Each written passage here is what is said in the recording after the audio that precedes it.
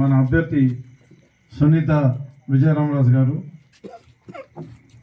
సురేష్ గౌడ్ గారు,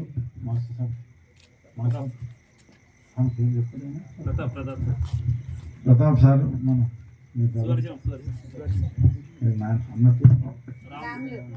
రాములు సార్ గారు, ఇంకా మిగతా పెద్దలందరికీ, గ్రామ పెద్దలందరికీ, మరీ మాదిరిగా ఈ కార్యక్రమానికి వచ్చేసిన మా అన్నదమ్ములు, అక్క చెల్లెలందరికీ పేరు పేరున హృదయపూర్వక నమస్కారం. మనకి ఇప్పుడు గ్రామ పంచాయతీ ఎన్నికలు వచ్చినాయి.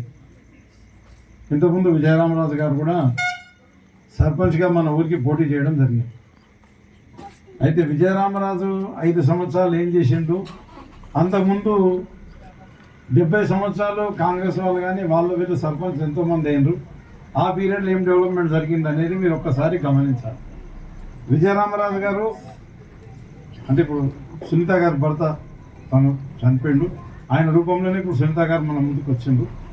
విజయరామరాజు గారు నాతోని కొట్లాడి నేను ఎమ్మెల్యే గెలిచిన, కొత్తగా 7.5 సంవత్సరాలు నేను ఎమ్మెల్యే చేసిన. మరి కిష్టారెడ్డి గారు కూడా 5 సంవత్సరాలు ఎమ్మెల్యే చేసిండు.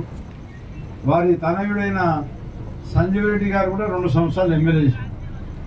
నేను ఒక 7.5 సంవత్సరాలు చేసిన, వాళ్ళొక 7 సంవత్సరాలు చేశాను. కేవలం 6 మాసాలు మాత్రమే తక్కువ చేశాను.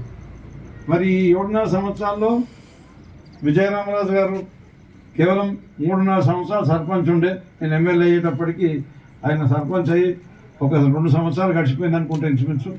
ఆ 3 సంవత్సరాలనే విజయరామరాజు నాతో కొట్లాడి ఈ గ్రామానికి ఎన్నో అభివృద్ధి పనులు తీసుకొచ్చిండు.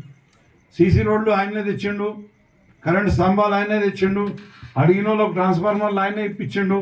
ఈ శంకంపేట నుంచి వాస్తవానికి నారాయణఖేడ్ పోయే రోడ్డు శాంక్షన్ అయింది. అట్లా హనుమంతరావుపేట మీదకి వెళ్ళి నారాయణఖేడ్ పోయే రోడ్డు శాంక్షన్ అయితే, మా ఊరి మీదకి వెళ్ళి రేగోడ్కి పోయే రోడ్డు శాంక్షన్ చేయి, మాకు అటు రేగోడ్కి ఒకటి ఉంటుంది, ఇటు శంకంపేటకు ఒకటి ఉంటుందని ఇప్పుడు పెద్ద రోడ్డు ఆయన కృషి వల్లనే అది శాంక్షన్ చేయడం జరిగిందని చెప్పేసి మేము ఆ రకంగా నిత్యం నాతో కొట్లాడుతూ గ్రామ డెవలప్మెంట్ కొరకని కృషి చేశాను. ఇప్పుడు కాంగ్రెస్ వాళ్ళు వచ్చి ఉదర కొడతా ఉన్నారు. ఏమని అంటుండ్రు, ఇక మా గవర్నమెంట్ ఉన్నది మాకు ఓటు వేయండి అని అంటుండ్రు.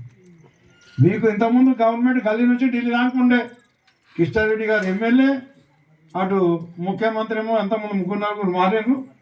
మరి తర్వాత ప్రధానమంత్రి వాళ్ళ మనిషి ఉండే, గల్లీ నుంచి ఢిల్లీ దాకా వాళ్ళే ఉండి ఈ గ్రామానికి ఏమీ చేయలేదు.